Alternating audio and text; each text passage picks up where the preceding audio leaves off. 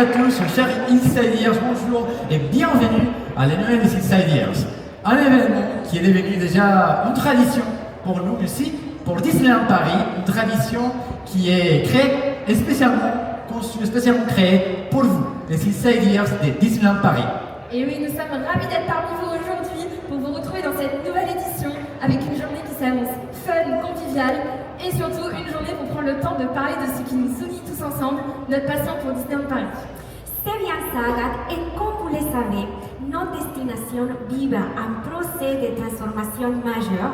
D'ailleurs, le lundi 24 novembre, vous en étiez témoin avec l'annonce de la date d'ouverture de World of Frozen qui marque le début du futur Disney Adventure World. C'est vrai, c'est une date, le 29 mars, qui nous attendons tous en passion et que nous commençons à voir avec les différents aperçus, les communications, et on voit l'ampleur et les niveaux de ces projets qui arrivent en 2026. Et justement, ce matin, on est là pour profiter et parler avec un peu plus de détails et avec des invités d'exception de tout ce qui arrive. Et en effet, c'est ça qui est déjà peut-être arrivé, non? Et oui, c'est vrai, dès aujourd'hui et jusqu'au 17 décembre 2025, un spectacle exclusif et temporaire aura lieu au parc Walt Disney Studios afin de célébrer la sortie du film Avatar de feu et de sang. Et c'est un spectacle qui est produit en synergie avec The Walt Disney Company pour soutenir la sortie du film et qui montre le savoir-faire des équipes de Disney Live Entertainment de Disneyland Paris. Je ne sais pas si vous savez aussi Mas, mais c'est vraiment un spectacle incroyable dans la ligne de ça que les équipes de spectacle ont déjà fait pour des sorties de films comme des Marvels, ou Captain America, Brave New World. C'est vraiment cette fois, nous avons un total de 1140 drones, dont 140 qui sont des drones pyrotechniques, et aussi avec la musique iconique de cette franchise Avatar. On espère que la météo nous permet de voir et de profiter de ces spectacles au maximum. Et oui, José, et donc on vous donne rendez-vous sur Hollywood Boulevard, juste entre la statue Partners Walt et Mickey et le début de Disney Adventure World.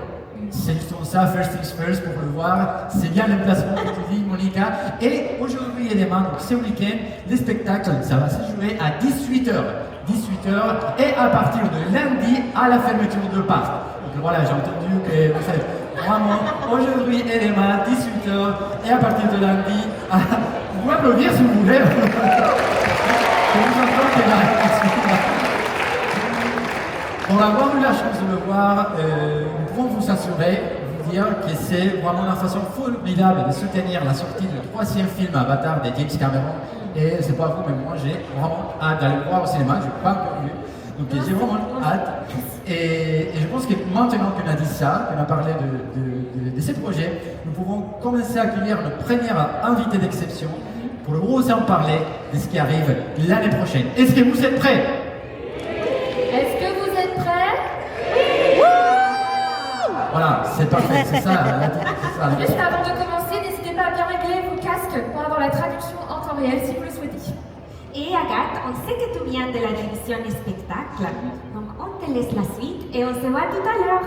À tout à l'heure. Et oui, en venant de cette division très particulière, j'ai vraiment l'honneur d'accueillir la première invitée. Donc vous savez, à partir de l'année prochaine, nous allons avoir beaucoup de nouveautés, beaucoup de spectacles qui vont revenir. Et du coup, à partir du 7 février, ce sera le retour de A Million Splashes of Colors. Mais ce n'est pas tout. Le Studio D va également rouvrir ses portes avec la fabrique des rêves de Mini. Et pour en parler, nous avons avec nous la metteur en scène du spectacle, Suzanne Player.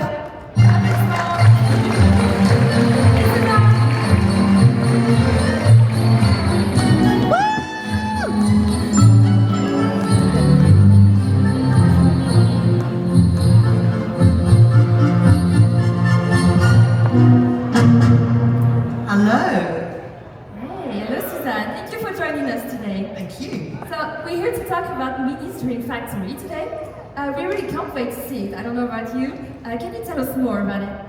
Sure. Well, we all remember the Disney Junior Dream Factory. So now we are creating a whole new version with Minnie being the boss this time. So Minnie will be the boss of the Dream Factory. So with that, with her team, she's going to have Donald and Daisy and Chip and Dale being part of the team on stage, all helping to continue to make dreams come true all over the world. On stage, they're joined by up to 7 artists, of which we're going to have our French Sign Language artist on weekends and holidays, as before. And also we're going to have 6 roles that are singing, which we're going to push a little bit how we use these performers.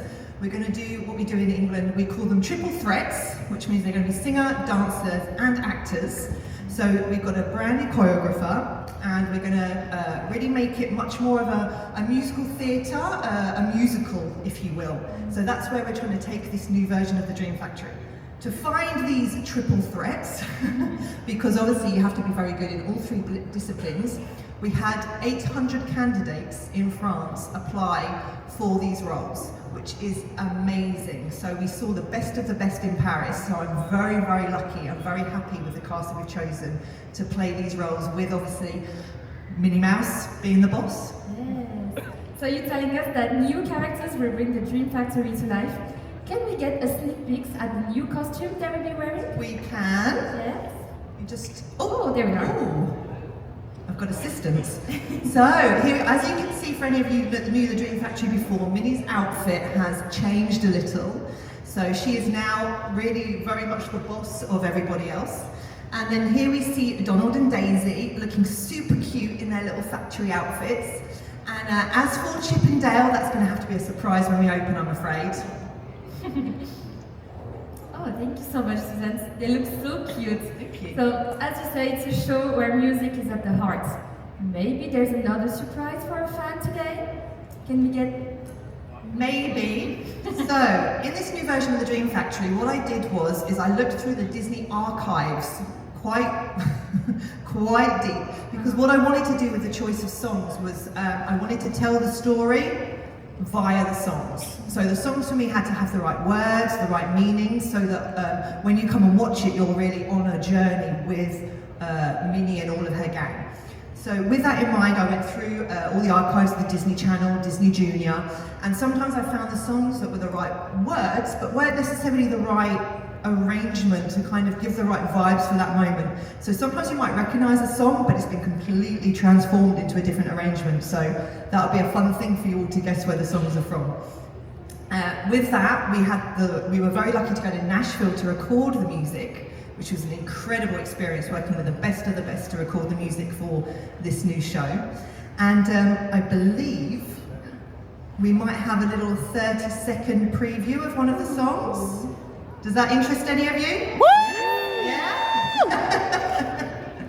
Okay, so here we go.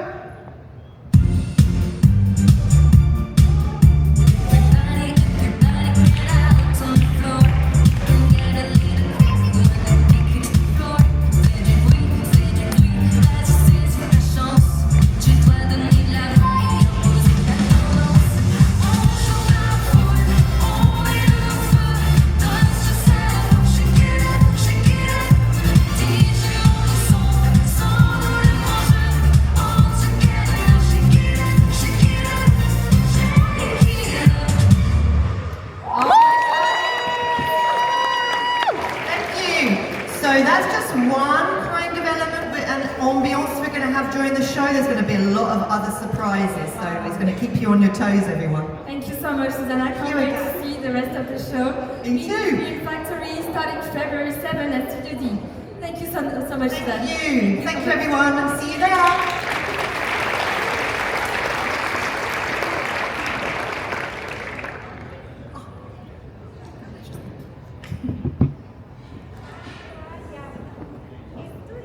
Est un endroit vraiment magique pour nous les ambassadeurs, et c'est vrai qu'il devient une véritable célébration lorsque la fabrique des rêves reprend son activité. Nos spectacles font rêver à milliers de visiteurs par jour, mais pas que nos spectacles. Dans une optique d'amélioration de l'expérience visiteur, nos parcs Disney passent aussi par des rehabs, des réimaginations, des updates. Et pour nous en parler de ce qui arrive dans les prochains mois à ce sujet, merci d'accueillir Lara McLean, directrice de l'équipe Design and Show Quality chez Walt Disney Imagineering Paris.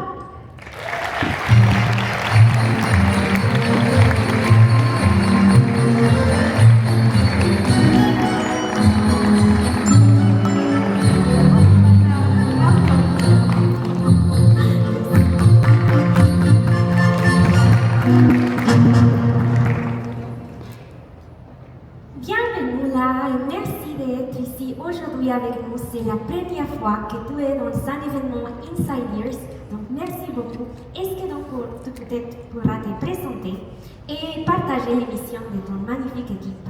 Merci Monica et bonjour à toutes et à tous. Je suis ravie d'être ici avec vous. Moi, je suis Lara McLean. Je suis la directrice développement créatif chez Walt Disney Imagineering, Design and Show Quality. Et ici, je représente mon équipe. Il y a 62 Imagineers qui travaillent étroitement avec les équipes Design and Delivery and Facility and Operation Services. Et c'est vraiment un travail collaboratif. Donc, c'est un plaisir à représenter le travail qui est vraiment merveilleux. Donc, merci et j'ai hâte de parler plus. Parfait, merci beaucoup, Lara. So let's begin our conversation with Discoveryland, because Buzz Lightyear Laser Blast is about to reopen. So can you share more with us about this iconic attraction? That's right. This will open up on December 20th, and my family and I are also really looking forward to this attraction after being closed for 6 months. And I'm excited for all of you to see it as well, because it's not just updates on the outside, the facade and the marquee and the 2-meter Buzz that has been repainted, but it's also all the updates that are done on the inside. And you can see it's hand-painted by a team of Imagineers and our team in maintenance that are working so hard to bring not just the paint to life, but the lighting is getting replaced, and they repainted the ride vehicles, and even some of the targets in the Attack Against Zurg have also been updated. So all of that just makes the attraction shine even more. And in the queue, I'm also happy to share that the audio animatronic of Buzz Lightyear has gotten some love. Yes, so we're happy for everyone to see this December 20th, just a nice fresh Buzz Lightyear Laser Blast. Perfect. And there's another attraction undergoing a major refurbishment, this time in Walt Disney Studios Park. Ratatouille, l'aventure totalement toquée de Rémi. It's been exactly 2 months that the renovation started, so how's everything going inside? It's a major rehab, not only for us, but again for the maintenance teams that are working really hard to replace the entire projection, video, audio system. It's a lot of work, but what I'm really proud of is that it's not just a technical update, we're also adding a creative touch in the queue by adding this scene of a Parisian loft with lots of details to it. And we're also adding magic inside the attraction. And it's just really special because it's work done by Paris Imagineers, and there are things that I don't think everybody will notice. Not every guest will pick up what we've added, but it's special that there are things you will only see here in Paris at Disney Adventure World. We're very lucky to have this here in Disneyland Paris, and we just cannot wait to see this magic when the attraction reopens in the spring 2026. And now back to Disneyland Park. Last April, we learned Walt Disney Imagineering was working on new scenes for the rivers of the Far West. Any updates since then? Yes, so as you can see, the artwork here that we shared earlier this year, but I think it's worth sharing it again, just to show, again, the work by local Paris Imagineers that were all inspired by original drawings, and you can find them in the books from Disney legend and Imagineer Mark Davis. And we've brought it to life. And again, it's the kind of sweetness to the attraction where just having the buffaloes and the skunks and the raccoons, the things that preserve and honor the magic that exists, while also bringing some magic to tomorrow. And you can see some of the progress of the work that will come at the end of summer 2026. They are very cute, and I just can't wait to see them live. So speaking about enhanced experience, the works in the Twilight Zone Tower of Terror covered queue line look very promising. And they are extending the story of the attraction, if I'm correct. That's right. It's basically weather covering over the extended queue. So if you have an extended queue, why not extend the story? Mm-hmm.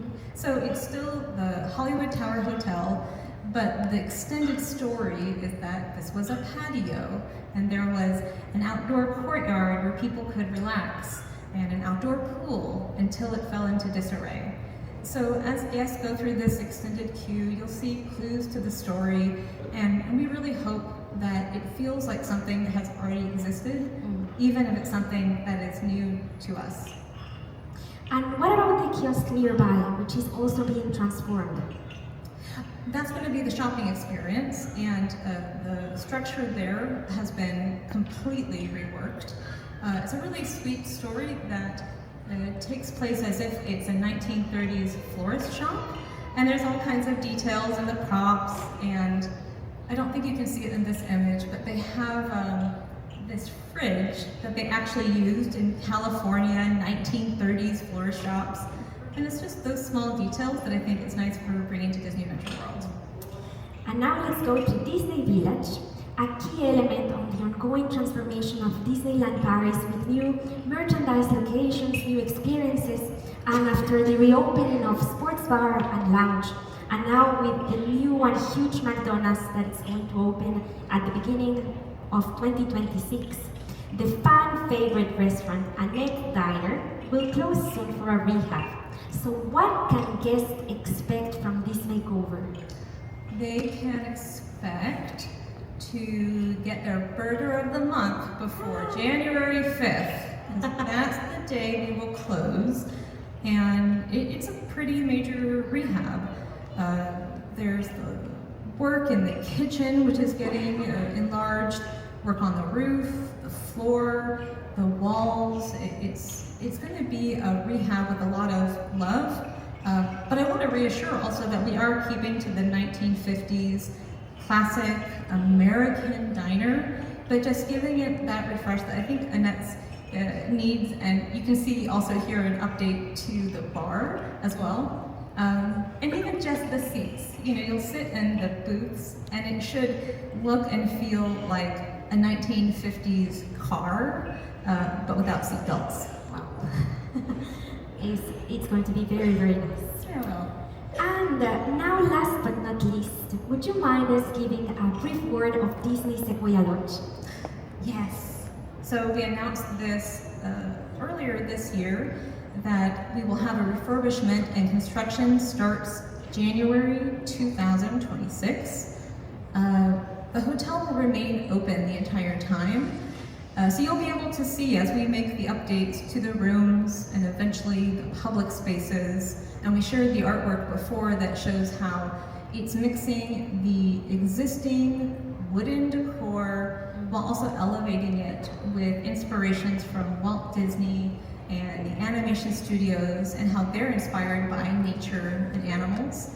And the team continues to work daily to make every detail perfect. And you can't tell in the photos, but there are just hundreds of samples of carpets and wallpaper, and it's such a tactile experience designing a hotel. And I hope that everyone will appreciate that as not only just go to stay at the Sequoia Lodge, but you go there to really be in that environment. We're very looking forward to see more of this transformation and actually all of the projects that you just mentioned. So thank you very much, Lara. Oh, thanks for the opportunity to share. Thank you so much. Thank you to all of you.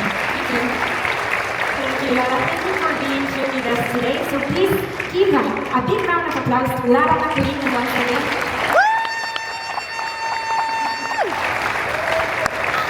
That's the spirit. That's the spirit. Okay, so now it's time to move forward and to take a closer look to what's coming from March 29, 2026. Woo! One of the topics our fans enjoy most in our parks, and me as well, is food and merchandising. And World of Frozen and Disney Adventure World are full of exciting new offerings in this area. So now, to give you a glimpse of what's to come, please welcome Jeremy Bouchemal, Food, Beverages and Merchandise Communication Manager, along with Arthur Kostka, Merchandise Communication Project Leader.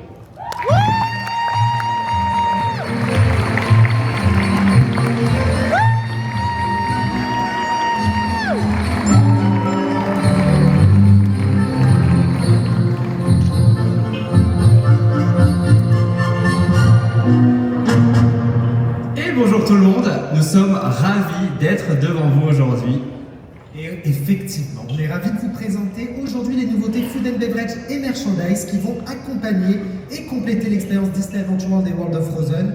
Alors, on va commencer avec la partie Food and Beverage, avec une petite vidéo qui va vous montrer un peu l'aventure culinaire qui vous attend. Regardez.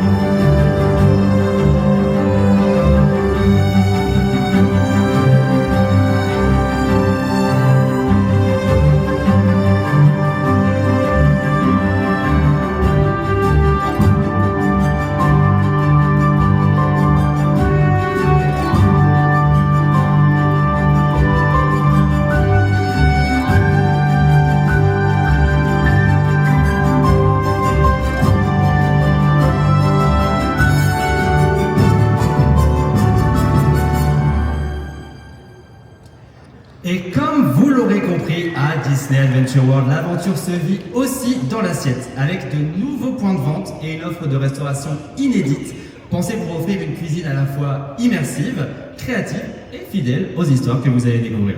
Effectivement. Alors, ce qu'on va vous proposer d'abord, c'est de commencer avec The Regal View Restaurant and Lounge. Donc, pour que vous le sachiez, la partie restaurant a été imaginée comme la résidence d'été des princesses Disney et vous y trouverez de nombreux détails liés à cela, comme vous pouvez le voir ici, par exemple avec les deux grandes fresques qu'on va avoir autour des histoires des princesses.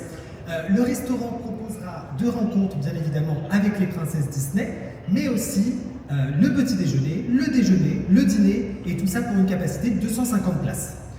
Et concernant les plats, ils ont été inspirés des histoires des princesses Disney. Donc à travers les couleurs, les goûts, les textures et même la forme, vous pourrez deviner avec un petit peu d'imagination à quel univers un plat fait référence. Et ici, les chefs ont vraiment souhaité réinventer les traditions en associant des savoir-faire classiques à des inspirations venues d'ailleurs pour vous transporter et transporter l'ensemble des visiteurs dans un voyage gustatif mémorable. Allez, maintenant passons au Regal View Lounge, et c'est assez important pour nous parce que c'est une nouveauté à Disneyland Paris. Pour la première fois, on va accueillir un lounge au sein de nos deux parcs Disney.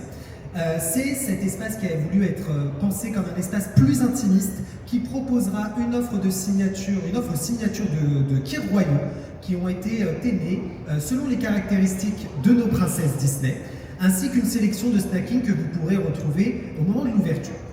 C'est vraiment un lieu qui a été pensé comme une pause dans une ambiance calme et accueillante au cœur d'une atmosphère élégante. J'ai hâte que vous le découvriez parce que c'est vraiment sympa.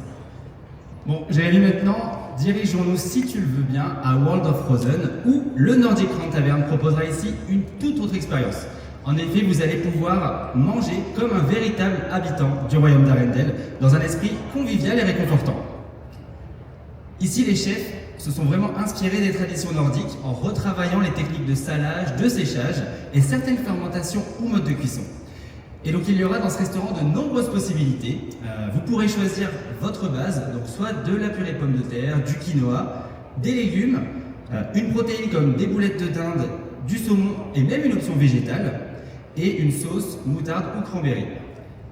Et côté dessert, pour les plus gourmands comme moi, on a une création en forme de flocons et même une glace au lave pour les enfants.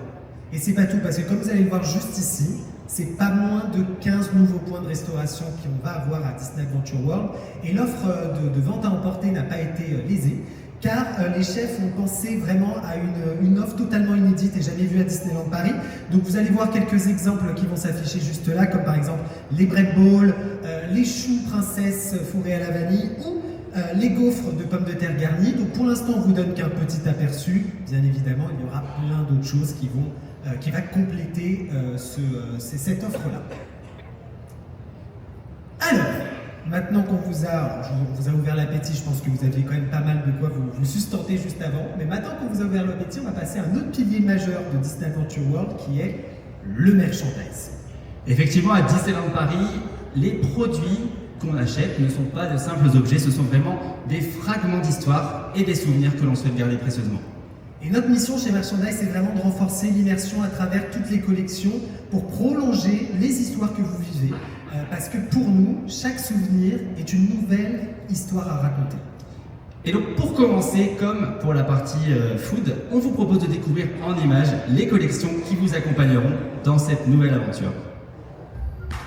Disney Adventure World is coming soon, and merchandise will play a key role in our guest experience. Every story comes to an end, but first, we must turn one last page. Let's say goodbye to the Walt Disney Studios with the That's a Wrap collection, already available in stores as a final tribute to our movie-making legacy. But every ending brings a new beginning. Our next one is filled with imagination, adventure, and creativity as we step into Disney Adventure World. At the heart of this transformation, our merchandise collections will tell this story in new and exciting ways, bringing the vision to life. From the preview collection, inspired by anticipation and discovery, to the launch collection, celebrating this historic moment. Every product extends the adventure beyond the park and opens the door to brand new worlds to explore. Among those worlds, magic takes many forms. In one direction, light dances across the kingdom of Corona with the Rapunzel collection. And further north, another story unfolds. A journey into the Nordic lands for a special celebration in World of Frozen. Each visit will be a chance to take home a piece of Arendelle. Each souvenir lets you relive the Snowflower Festival, a way to say, I was there. From the World of Ice collection, inspired by the magic of the film, to the Arendelle collection, blending storytelling, tradition, and design. Every item captures the spirit of the kingdom. You'll even meet a new friend, Runa, a troll who will make your experience even more magical and truly unique. Merchandise is more than a souvenir. It's a bridge between imagination and reality. Sous un tonnerre d'applaudissements, bien évidemment.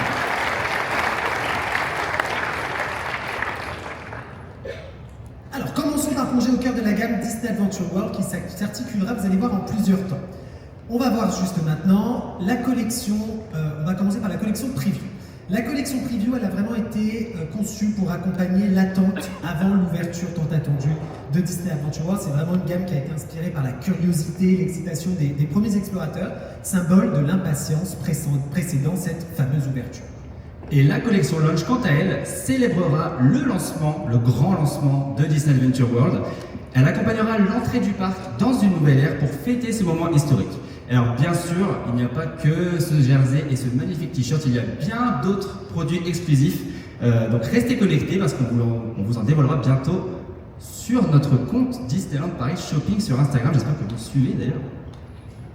Enfin, maintenant, bien évidemment, on vous a parlé de ces deux collections-là, mais la collection Disney Adventure World est beaucoup plus large. Vous avez pu en voir quelques exemples là-bas. Mais voici la totalité de la gamme.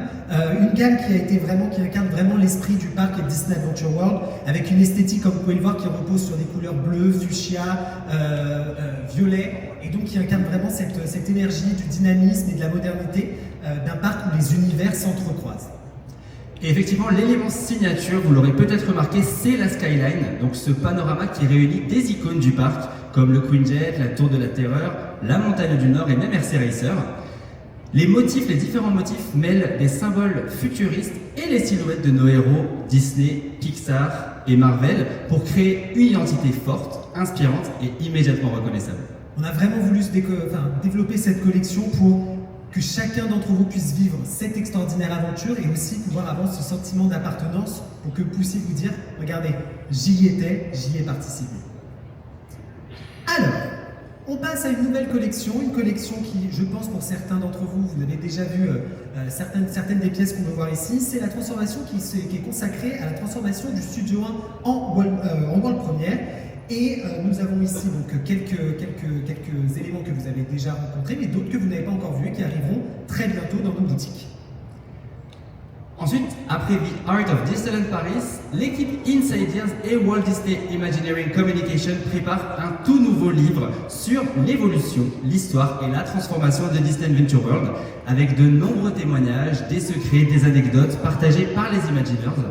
Il y a pas moins de 400 pages qui regroupent vraiment des concepts inédits et on peut dire, Jérémy, que c'est une véritable bible qui regroupe toutes les informations sur la transformation du parc. Et on peut surtout dire que ce n'est pas tout, parce que parallèlement à ce livre, les mêmes équipes ont travaillé sur la toute première fun map du deuxième parc. Donc comme le veut la tradition, ça sera une... Allez-y, je vous laisse. Donc comme le veut la tradition, ça sera une grande affiche murale qui sera vraiment un objet de décoration idéal pour vous tous, avec beaucoup de détails, de clins d'œil que vous amuserez à aller rechercher pour vous y replonger encore et encore. Elle a été vraiment pensée pour compléter celle qui a été sortie sur le Disneyland Park en 2017. Maintenant qu'on a fait le tour de la collection Disney Adventure World et de tous les petits add-ons que vous avez pu voir en plus, on va passer à World of Frozen. C'est un tout nouveau land qui a été conçu comme une destination à part entière où vous pourrez bien évidemment, comme vous savez, célébrer le festival de la fleur des neiges. Et donc on a développé cette collection pour pouvoir y répondre et pouvoir vous sentir le mieux possible dans cette célébration.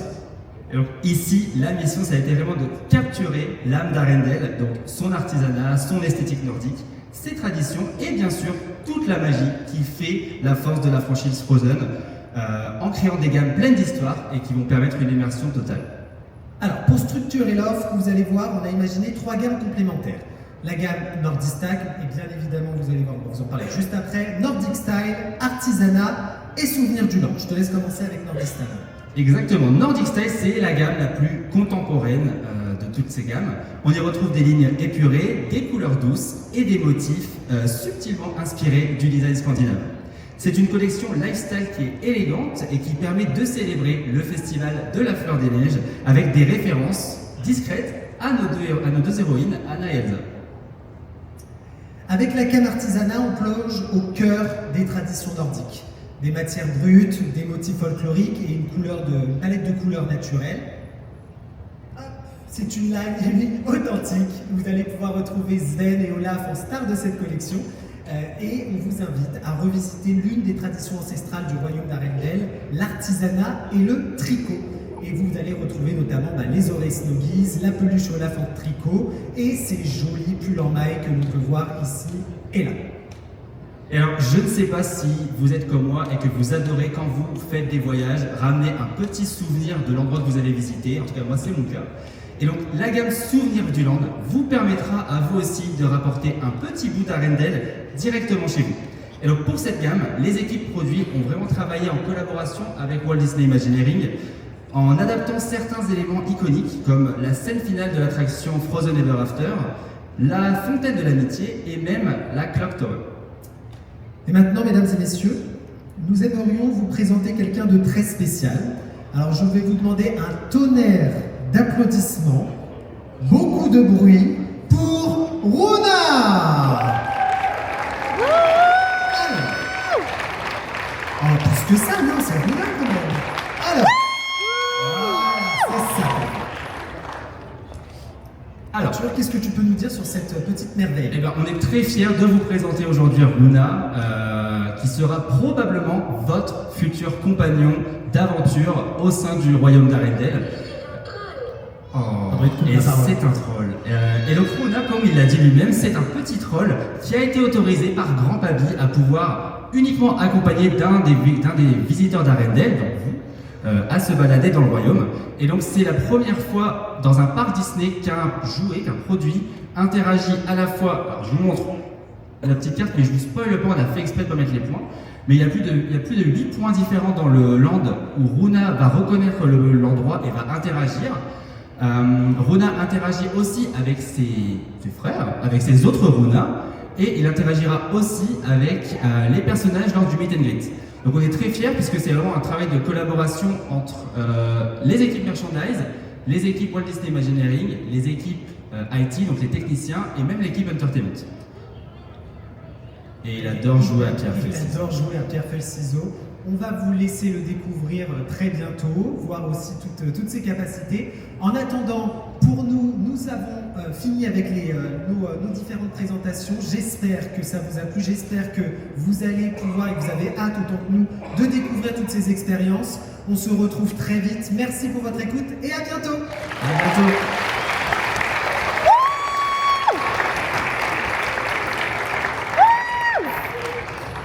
Merci Arthur et merci Jérémy. On peut encore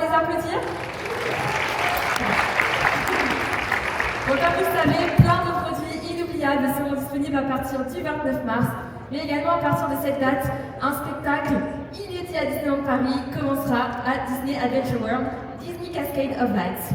C'est personnellement l'une des expériences que j'attends le plus, je ne sais pas pour vous. Mais maintenant, pour en parler, c'est le moment d'accueillir la show directeur Susan Player et le show producteur Ben Spalding.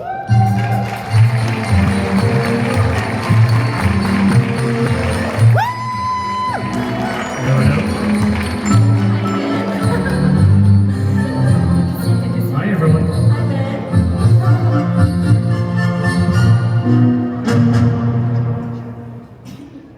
Hi again, Susan, and welcome Ben on stage. So now let's talk about Disney's Adventure World brand new nighttime show, Disney Cascade of Lights. So this show features technical and technological prowess seen by the very first time at Disneyland Paris. Please tell us how all this advanced technology is at the service of entertainment. Hi everyone, very happy to see you all here today. So basically we have created a one-of-a-kind show which can be seen in 360 degrees. It's a show that it takes 2 hours to set up for the guests, so it really comes out in total silence because all of the barges are fully electric, so it's super, super quiet when it comes out. And then we set up our 5 barges in the middle of the lake. We thought really about having the technical installation coming out and then going away, so that during the day you get to have that beautiful adventure bay free of all that technical stuff. So we have the barges, each barge, we have a central barge, which that barge carries all the drones, lights, flames, pyrotechnics, and then we have 4 other barges which go around the edge, and they all connect together, and it's set up by a team of technicians who are trained specifically for that, because it was something that didn't exist anywhere in Disney. So we got trained by the French National Marine who came in, and they taught us how to drive these boats to be able to bring out these massive barges into the middle of the lake. It's a total of 160 tons, and it just gets pushed out in silence and connected up. It's all connected by wire, so everything there's no power on board. There's a little bit of power for the safety systems, but it gets brought out into the middle of the lake, connected up, and then everything is plugged in, and then we check all the systems, and then we're ready for show. So the plan is that all of the setup is done away from the guests, so that you guys don't get to see that, but it's all about being the least intrusive for the guests in the park. So we've developed, obviously, we've used a lot of technology which is existing, right? So water screens, we've got fountains, we've got drones, of course. The drones for the show, here's one of them. This is the famous drone. This drone was developed based on the learnings that we've had since we've been doing Disney Delight. We have done quite a lot of drone shows, as you know, and we were very exigent on what we wanted that drone to be able to do, because that area where they are flying is very, how do I say, it's quite volatile. There's fireworks, there's fountains, there's waters, there's all sorts of stuff going on, and the drones have to be able to survive that atmosphere. That said, it's not just thrown out there for the hell of it. We have literally spent a lot of time in previous programming, making sure that the interaction of what goes on, as in when a fountain goes up, there can't be a drone at that height at 20 meters or 15 meters, or a water screen, they have to be able to fly through it. So basically, these drones are waterproof. They will drive through, at some points they fly through the water screen, just at the tip, they get wet, so they come back home, they're a little bit damp, but they get to have a whole other world. But as you can see on the screen, we have created a show which is very unique. There's nothing like this anywhere in the world. It's very, very, very up close and personal. We're flying drones really, really low. We're flying them very close. At some points, they're 20 meters, 18 to 20 meters away from the guests. So you get to see a drone show literally in front of your face, which I know that doesn't exist anywhere. That amazing image we all know so well. And also, just to add to it, we've added in what we call our calling ducks, which are the water drones, and they're to add another element of surprise, because there are surprises involved with them, but they're a lighting element which covers the surface of the lake. The lake is really reflective, so we get all this sort of double imagery effect that you get with the drones in the sky, the lighting all around the lake. So we've got we've over 240 lighting fixtures on the show, and I think Cascade of Light is a really good name for a show. And we have all the fountains, they have their own lights, and we can make you feel like you're on the inside even though you're outside. So there's lots of toys in there to really do some really cool stuff, right? And creatively they can have a lot of fun as well. Absolutely. Thank you so much. Thank you. So visitors will be able to see several franchises throughout the show. So which one will they be? So in this nighttime spectacular, which will last about 16 minutes, I guess. So basically, it's all kind of based around inspiration. What inspires you, and that could, what inspires one person may not inspire somebody else. So all of the heroes that we picked for this show actually could resonate with any one of you. The journeys they've been through, what they've had to face, what's inspired them to become the hero that they've eventually become has really been kind of the thread that's taking us on this journey as we watch this show. So the heroes that we have in the show are Mulan, Hercules, the Zootopia, so obviously little Judy Hopps, Moana, and the Marvels, obviously because, classic heroes. So with that being said, we do have a little sneak peek of Moana to share with you right now.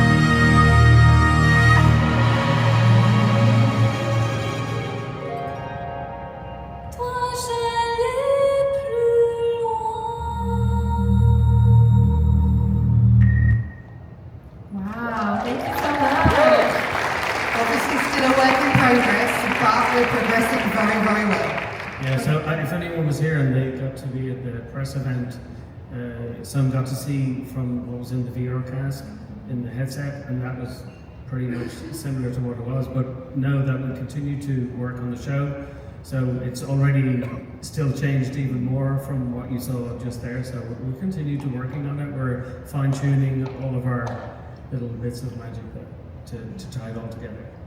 We are. Indeed. It's so cool to see all these stories coming together, but something is telling me that it's not the only exclusive thing you have for our fans today? No. So, speaking of, so basically the music you just heard is the music you'll hear in the show. So with that as well, the music was recorded at Abbey Road, the famous Abbey Road Studios in London, where we were lucky enough to go, weren't we, Ben? It was insane. And what you feel listening to that orchestra play, we just hope you feel that when you watch the show, because it really is extraordinary. So that's an orchestra of 90 musicians that have created, have played a creation made especially for us called We Can Be Heroes, which we're going to listen to now, I believe. This is straight from the recording of the show, so this is really from the show. Yeah.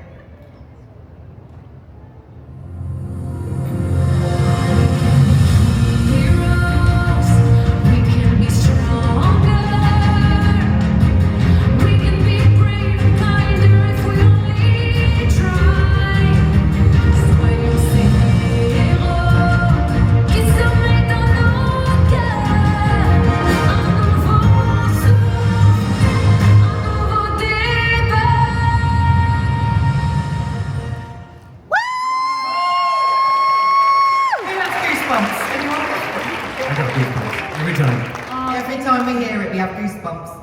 Can't wait for you to see it. It's incredible. Thank you so much for your time, Ben and Suzanne. We wish you the best for the last coming together, the last details that are coming together for the next few months. Please, a big round of applause, everyone. Thanks, everyone.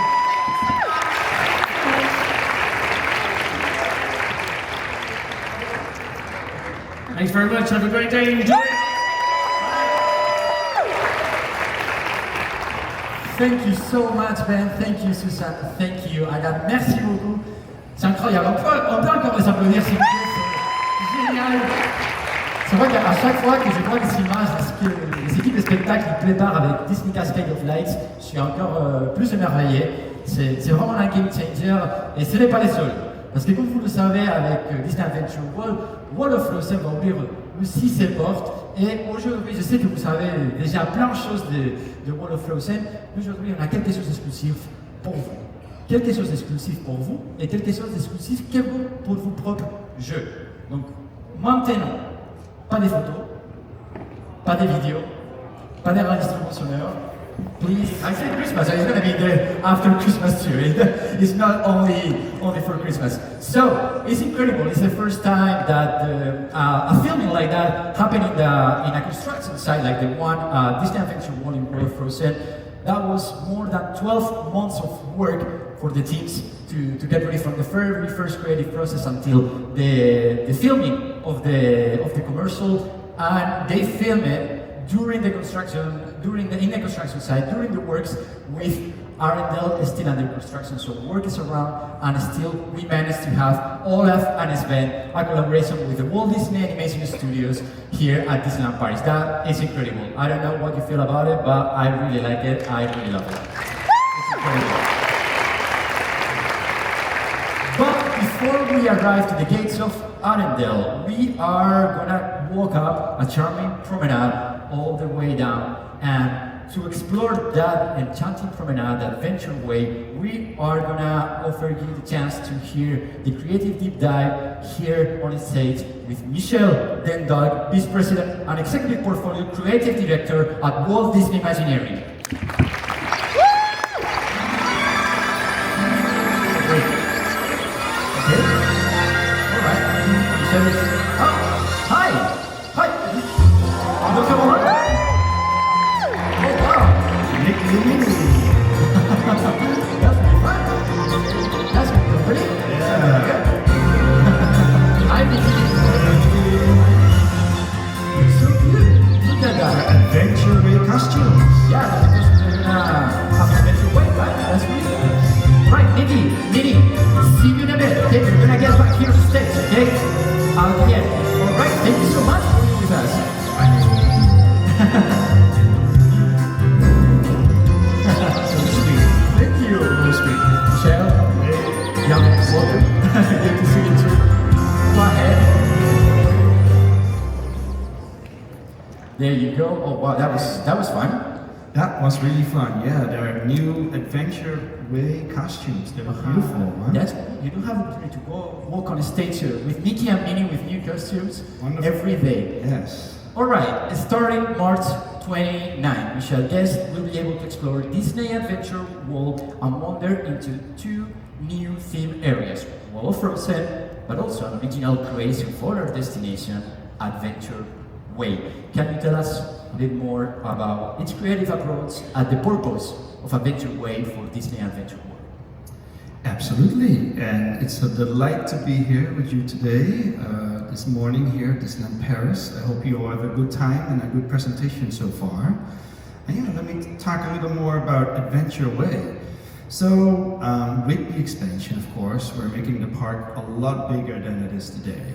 And we placed a big grand lake kind of far away, in a way, from the existing park and built Frozen on the other side of the lake.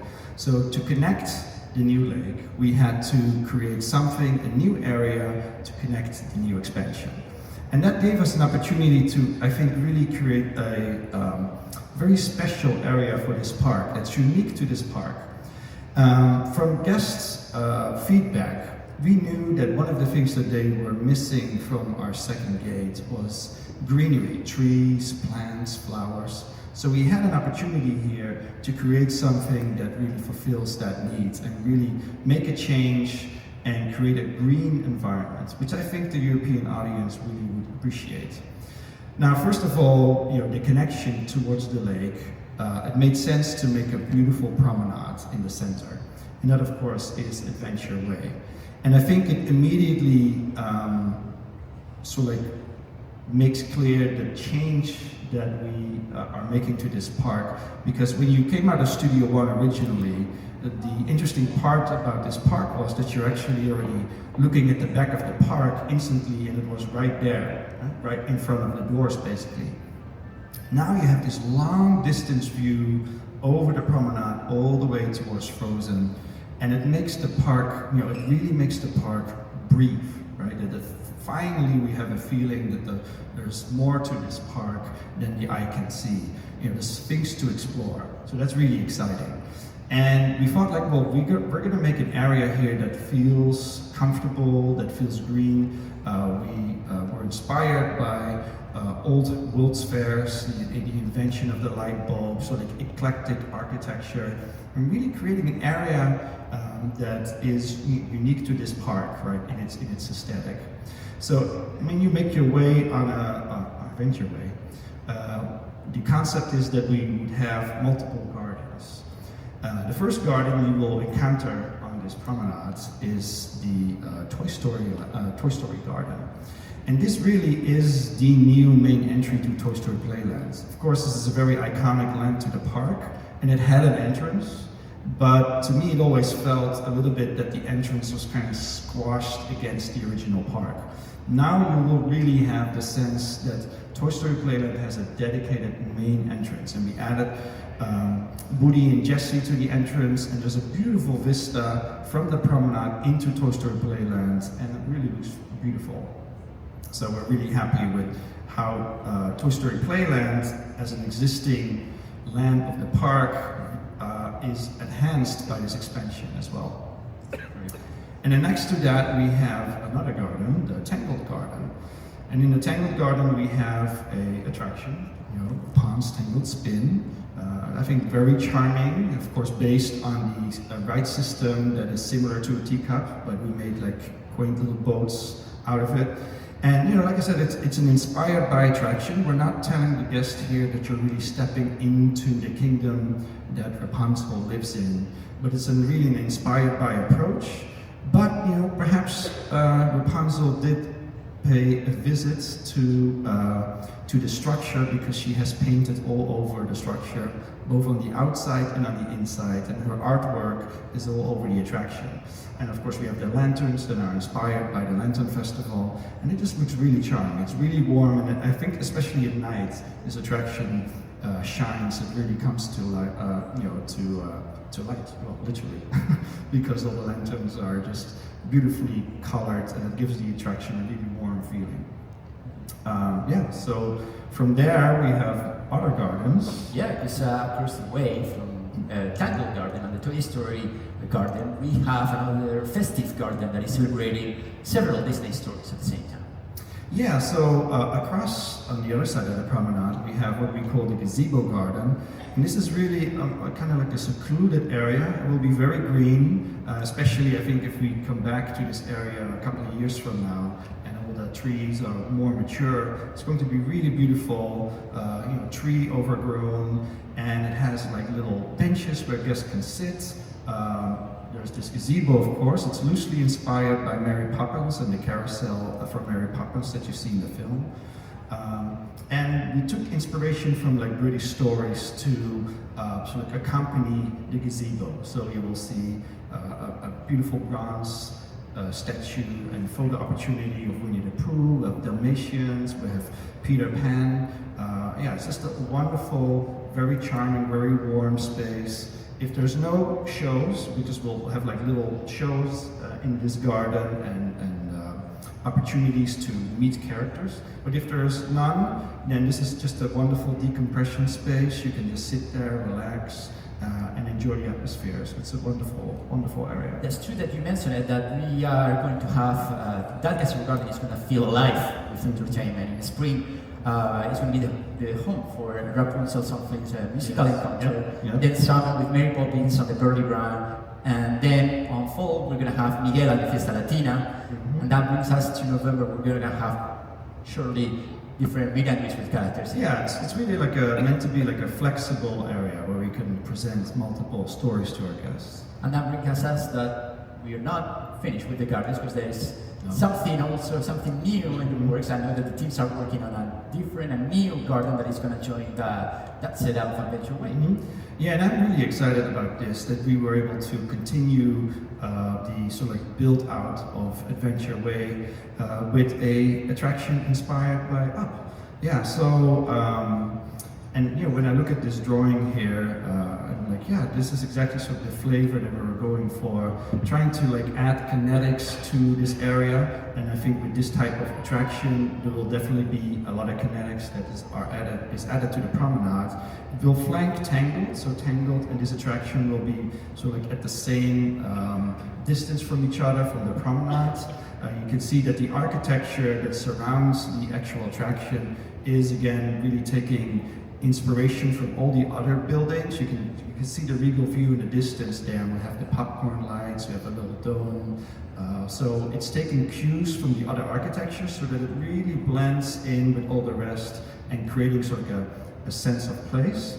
But then there will be unique details that are inspired by the film, by Up itself. Not only like the beautiful little balloon ornamentation on top of the domes, but there will be very cute detailing in this attraction based on Up. One of the favorite details for me is actually, you can kind of see it in the drawing, there's a little organ in the front of the attraction, and this will play beautiful organ music, and there's some really neat details tied to the organ that, you know, we're not going to quite reveal yet, but it's just such a charming attraction and charming detailing. It will add a lot of character to this area. Sounds great, sounds exciting, and it's going to create that guest experience from the very first beginning of Disney Adventure World. I don't know you, but this stroll made me a little bit hungry, and we can see it behind us, just in that draw of that new garden, that new attraction, the Regal View. The Regal View, yes. This new table service restaurant. Yes,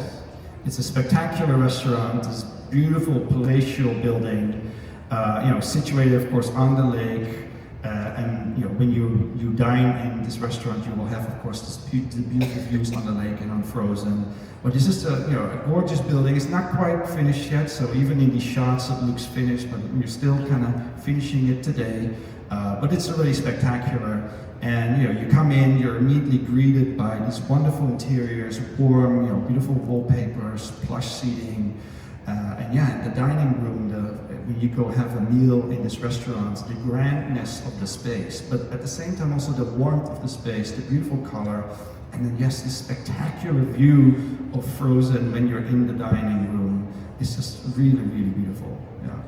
And I heard that the Regal View restaurant and lounge will also be home for the very first launch inside a part of our destination.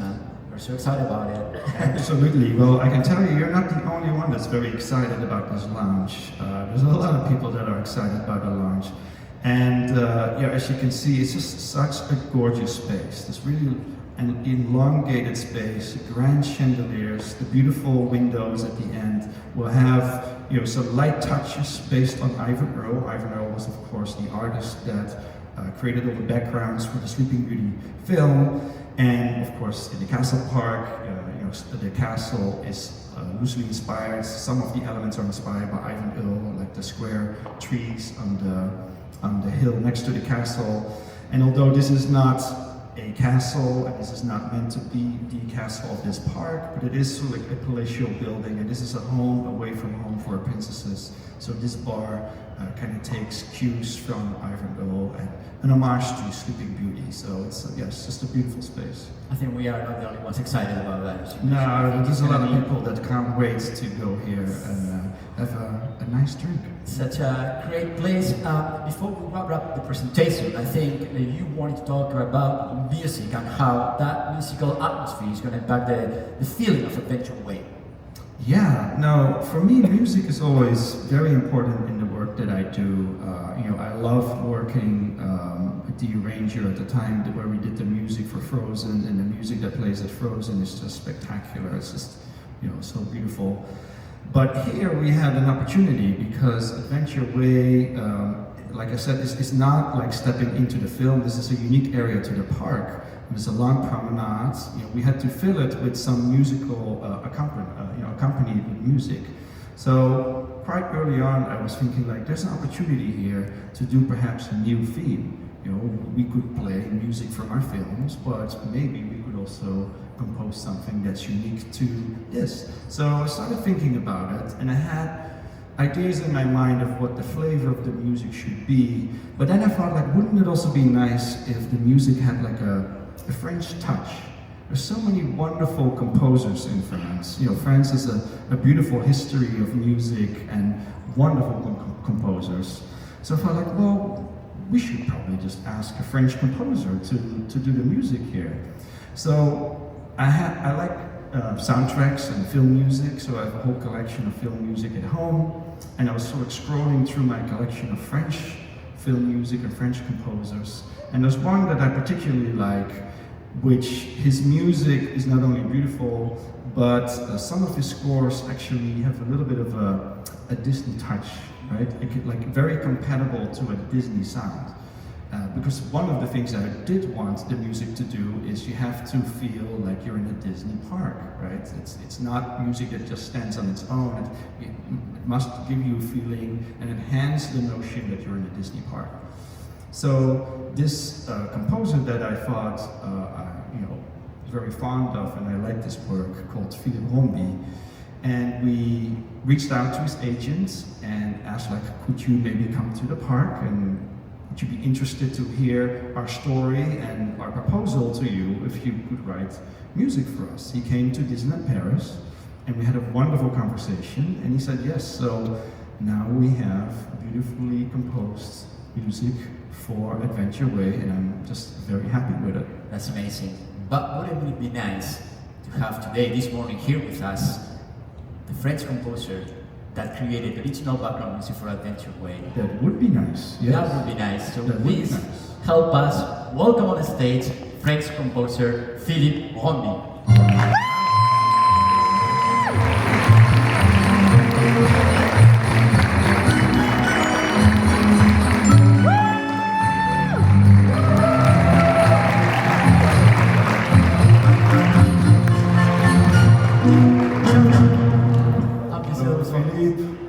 Je vous laisse prendre la place ici. We're gonna get back to these structures that we love, to sit down comfortably and say, well, welcome, bienvenue. Merci. Philippe. Je pense Heureux d'être là. Première, c'est vraiment un honneur de vous savoir parmi nous ce matin. Et je vous laisse vous présenter et parler un peu de votre carrière et ce qui vous amène ici à Disneyland Paris. Bonjour à tous, heureux d'être avec vous. Philippe Rombi, voilà, je suis compositeur, pianiste, chef d'orchestre, mais avant tout, j'étais un petit enfant qui avait besoin de s'exprimer par la musique. Donc, comme certains ont un journal intime pour raconter leur journée, moi j'avais un piano à la maison, et quand je rentrais de l'école, je racontais un petit peu à mon piano tout ce que j'avais vécu. Et j'ai fait ça tout le long de mon enfance. Et voilà, mes parents se sont aperçus de quelque chose. Ils se sont dit, tiens, il se passe quelque chose avec ce petit garçon qui est toujours à aller sur son piano. Donc j'ai eu la chance qu'il nous fasse apprendre la musique. Donc j'ai fait des études au conservatoire de piano, de musique de chant, de direction d'orchestre après, etc. Et j'avais toujours ce besoin de raconter des histoires avec la musique. J'étais toujours en train d'improviser et de composer des choses depuis ma tendre enfance. Et ce qui m'a amené petit à petit à découvrir après le cinéma, à tomber amoureux du cinéma, de la musique de film. Ce qui rejoignait un petit peu quelque part le fait de raconter des histoires toujours avec la musique. Donc quand j'étais jeune et étudiant, je jouais à la fois du Chopin et mes études de bac, etc. Mais à côté, j'avais toujours besoin d'improviser des choses, de jouer des musiques pour mes copains, des musiques de films, des musiques de Disney, que je jouais d'oreille comme ça, au conservatoire. Et finalement, le destin a fait que, après, mes rêves de faire de la musique de film se sont un peu réalisés. Je suis allé à Paris, à l'école normale, j'ai fait un cours de musique de film et j'ai commencé à faire des courts-métrages pour commencer. Hein. Comme tout le monde, il faut commencer par quelque chose, donc j'ai fait des courts-métrages, 1, 2, 3, 10, 20. Et ça m'a emmené à faire mes premiers films, et puis là pareil, j'en ai fait 1, 10, 20, 30, 40, 50. Et ce qui m'a emmené un jour à ce que mes disques soient entendus par Michel ici présent.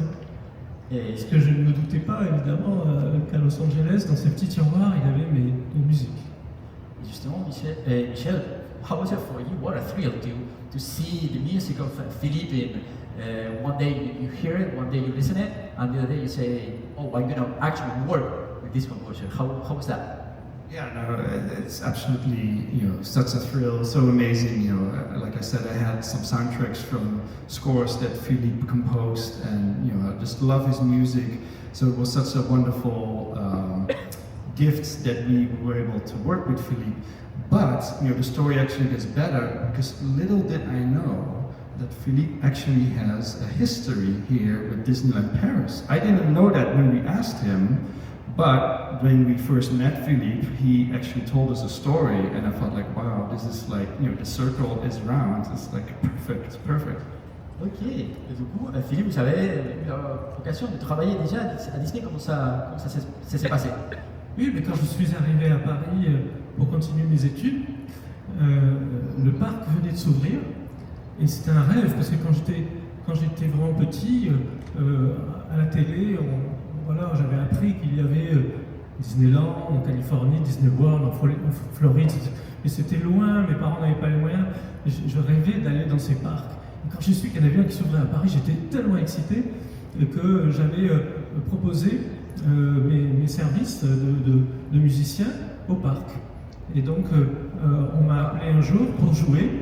Et alors, figurez-vous que la première fois que j'ai joué un petit peu de piano pour Disney, c'était à l'hôtel New York, certainement pas loin d'ici, peut-être même dans cette salle, je ne sais plus, mais j'avais fait mon premier cachet à Disney, comme on dit, à l'hôtel New York, et puis après, tout de suite, je suis allé à l'hôtel Disneyland, et j'ai fait les special events, les réveillons de Noël, et voilà,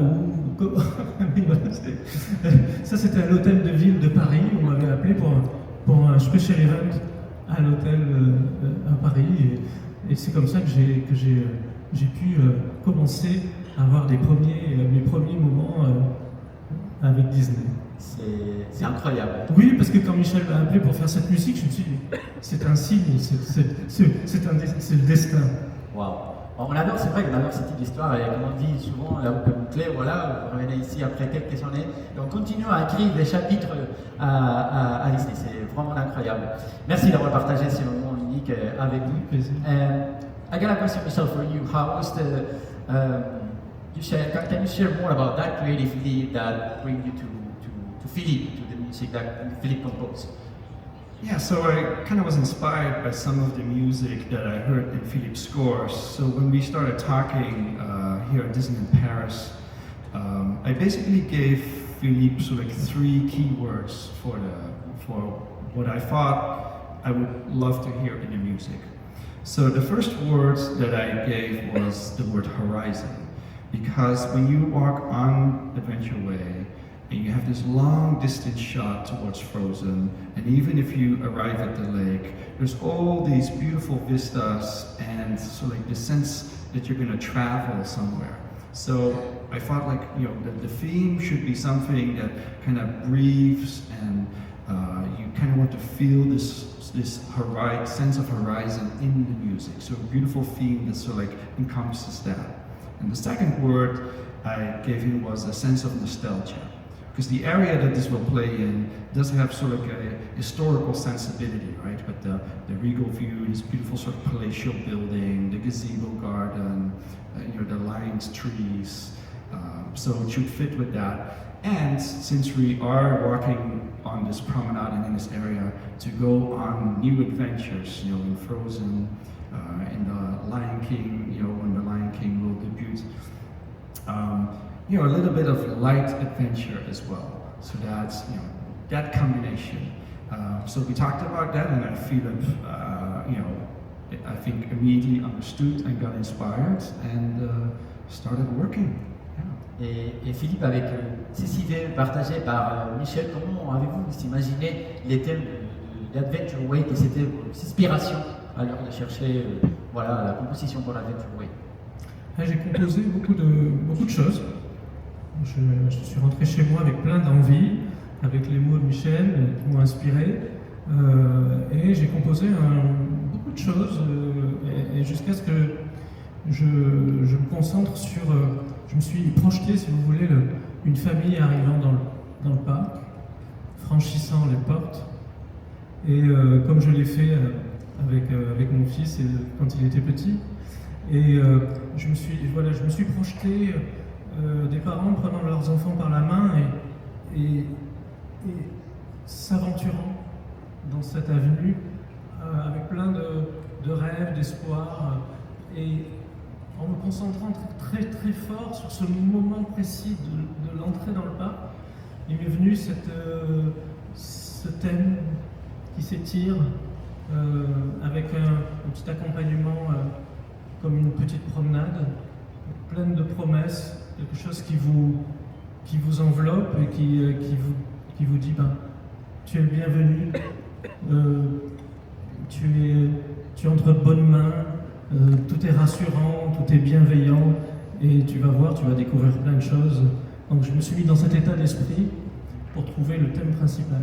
Un thème qui devait être aussi pas trop lassant pour le public. Parce qu'en fait, c'est pas comme une musique de film où on va avoir un seul petit moment avec de la musique et puis après c'est terminé au bout d'une heure et demie, 2 heures, c'est terminé.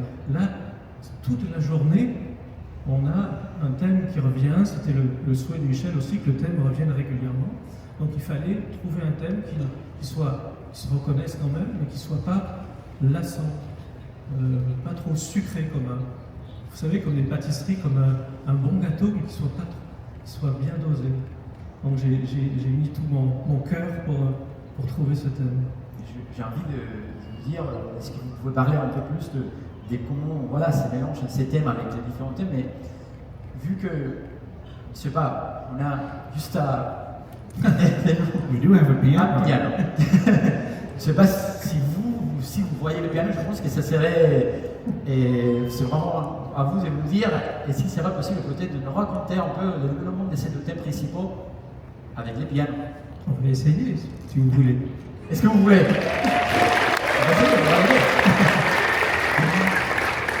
On va t'accompagner aussi par ici. On va venir, c'est vraiment un moment très seulement Claude. Je vais vous tenir le micro, si vous voulez, Philippe. Ça vous aide. Yeah, you guys will be the first to hear this, so this is really exciting. Et la question que j'avais, c'est vraiment comment les thèmes principaux se connectent entre les deux. Comment il y a cette connexion très différente et ces mélanges très différents. D'abord, il y a ce petit rythme de promenade dont je vous parlais. J'ai fait avec des harpes, des guitares et des cordes qui viennent s'ajouter. Donc, je sais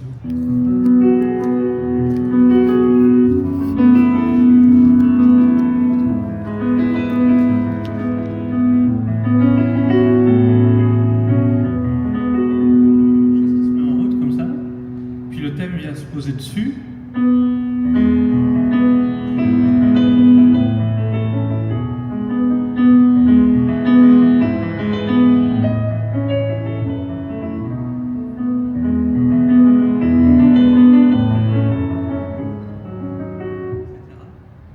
Donc après, ça ce serait, on va dire, le thème principal, le thème 1. Et après, il y avait cette envie de quête, c'est-à-dire d'horizon et d'aller vers quelque chose. Et là, j'ai dans ce deuxième partie, c'est quelque chose d'un peu plus rythmé, un peu plus vivant.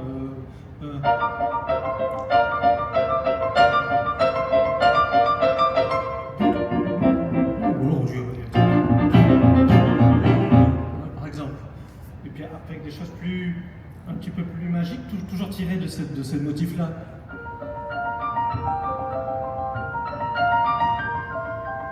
Par exemple. Et donc, j'ai pensé ça aussi d'une manière cinématographique, c'est-à-dire que il ne fallait pas de transition trop grande entre chaque passage. Et parfois même, la fin du premier thème se termine et le deuxième thème est enchaîné. Parce que vous aurez par exemple, les parents sont en train de découvrir la montagne de la Reine des Neiges, mais au même moment, les enfants vont découvrir le lac. Donc il ne faut pas qu'il y ait d'arrêt. Vous voyez ce que je veux dire? Donc,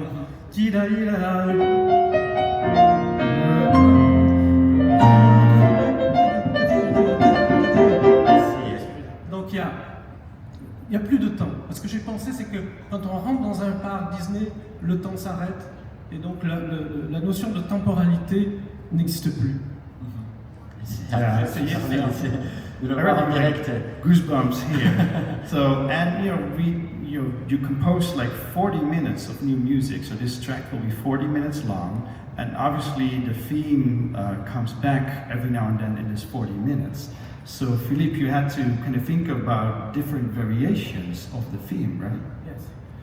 Il y a des variations à chaque fois. Bien sûr, 45 minutes, c'est beaucoup de musique. Et effectivement, les variations sont évidemment beaucoup dans l'orchestration. Les variations orchestrales, les couleurs, quand j'ai écrit pour les cuivres, les bois, les cordes. Mais il y a aussi évidemment le thème qu'on a entendu tout à l'heure qui est d'une manière élégiaque comme ça. Parfois il est en valse par exemple.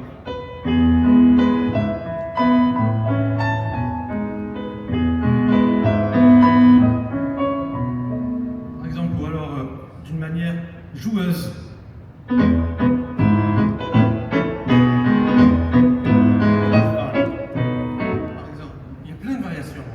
Pareil pour le deuxième thème, comme je vous dis tout à l'heure, où on peut avoir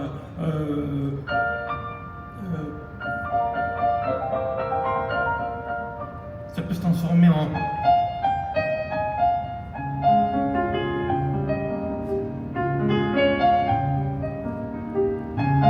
Beautiful. It is beautiful. Wow. Merci beaucoup, je pense que merci. Merci beaucoup. Je pense qu'on va revenir à Frances parce qu'il y a encore quelques questions que j'aimerais vous poser avant que, voilà, qu'on finisse.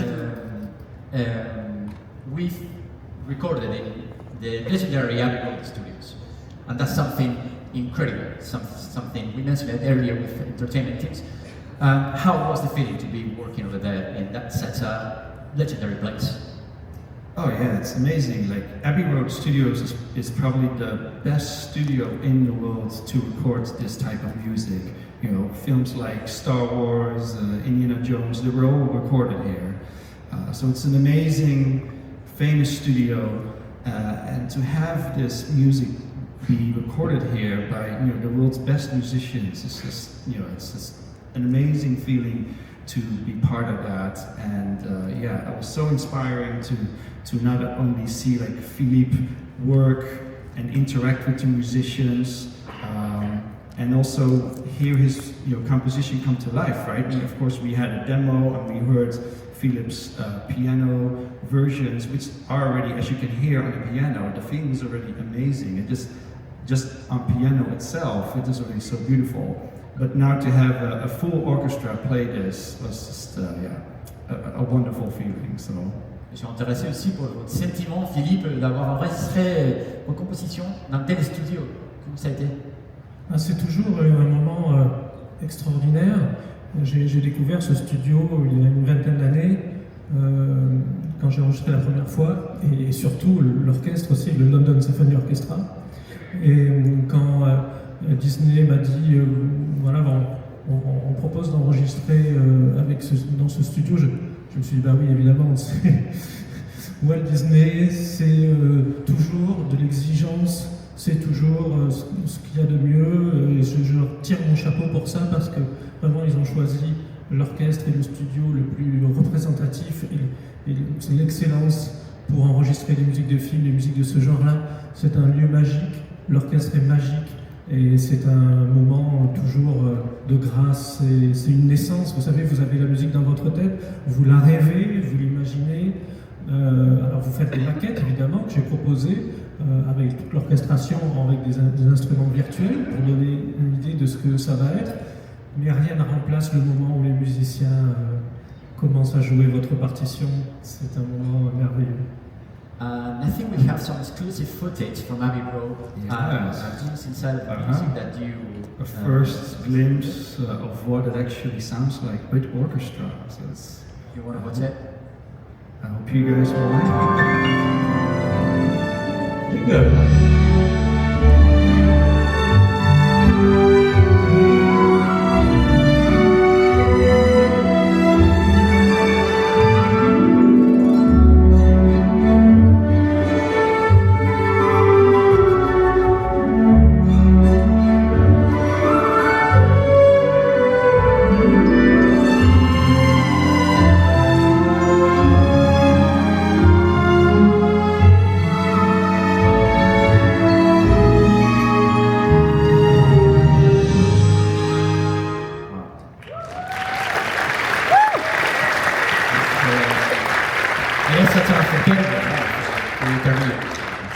So wonderful, so beautiful. The sound is just so warm and welcoming.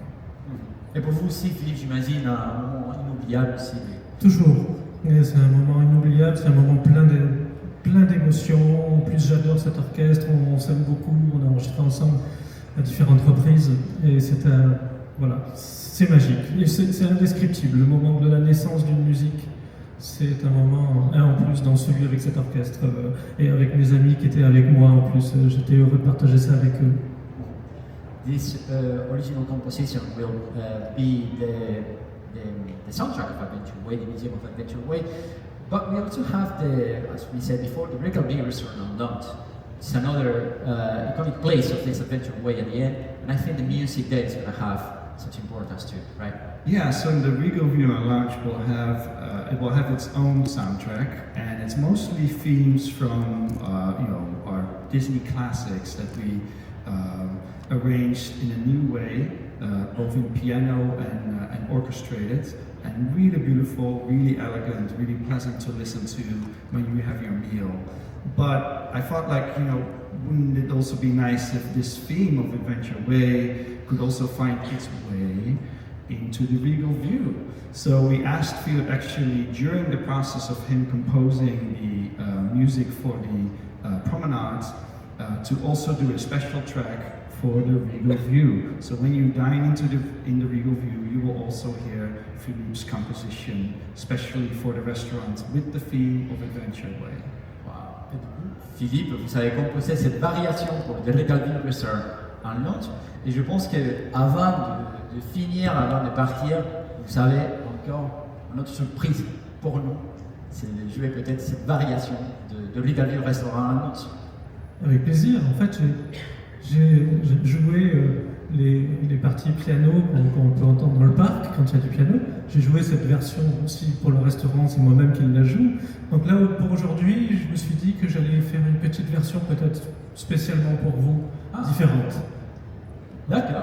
C'est magnifique. On peut l'applaudir, ça. Ok, on te laisse jouer, on te laisse la place, on reste ici, et garde le micro. Mesdames et messieurs, avec vous, Philippe Rombi.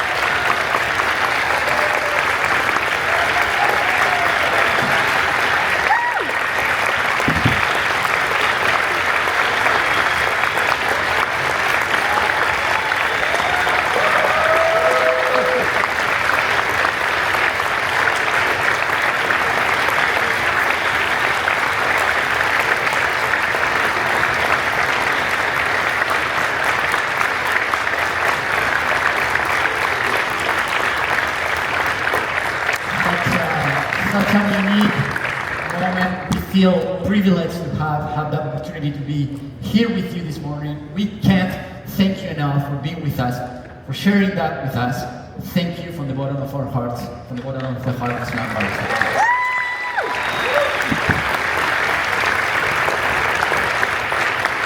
And that's absolutely true. Thank you, Michelle, for being with us here this morning.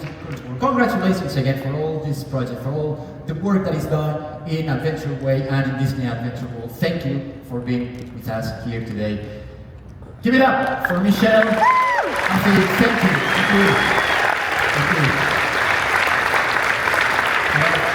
Have a good day. Thank you so much. Thank you. Oh wow.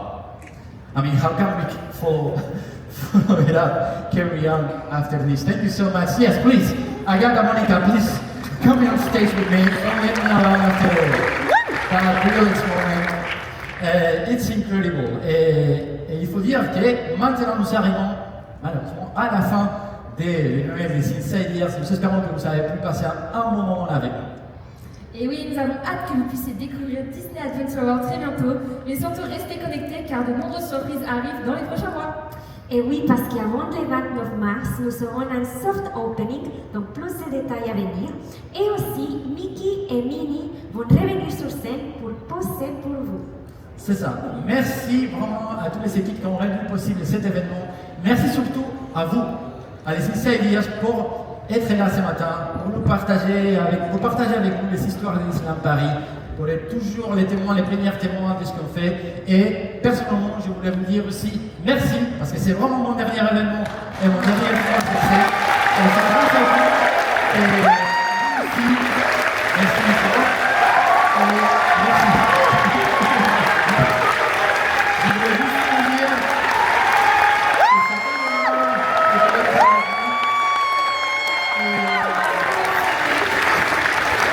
que vous faites de l'inspiration pour nous chaque jour. Merci beaucoup.